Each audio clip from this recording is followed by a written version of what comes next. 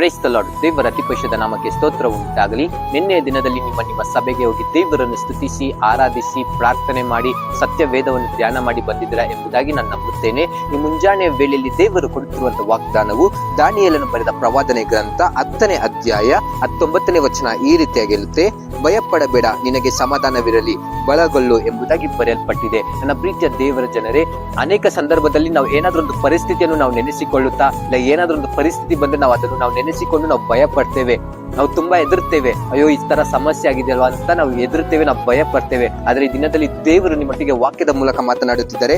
ಭಯಪಡಬೇಡ, ನಿನಗೆ ಸಮಾಧಾನವಿರಲಿ, ಬಲಗೊಳ್ಳು ಎಂಬುದಾಗಿ. ಸೊ ದೇವರು ನಿಮ್ಗೆ ಶಾಂತಿ, ಸಮಾಧಾನ, ನೆಮ್ಮದಿಯ ದಯಪಾಲಿಸ್ತಾರೆ. ಯಾಕಂದ್ರೆ ದೇವ್ರ ವಾಕ್ಯದ ಮೂಲಕ ಮಾತನಾಡ್ತಾ ಇದ್ದಾರೆ. ಈ ಲೋಕದ ಸಮಾಧಾನವಲ್ಲ, ನನ್ನ ಸಮಾಧಾನವನ್ನೇ ನಿನಗೆ ಕೊಡುವೆನೆಂಬುದಾಗಿ. ಸೊ ನೀವು ಧೈರ್ಯದಿಂದ ಇರಿ, ಯಾವುದಕ್ಕೂ ಭಯಪಡದ ಹಾಗೆ ಸಮಾಧಾನದಿಂದ ಇರಿ. ದೇವರು ನಿಮ್ಮನ್ನು ಆಶೀರ್ವಾದ ಮಾಡಿ ನಡೆಸಲಿ. God bless you. Have a nice day.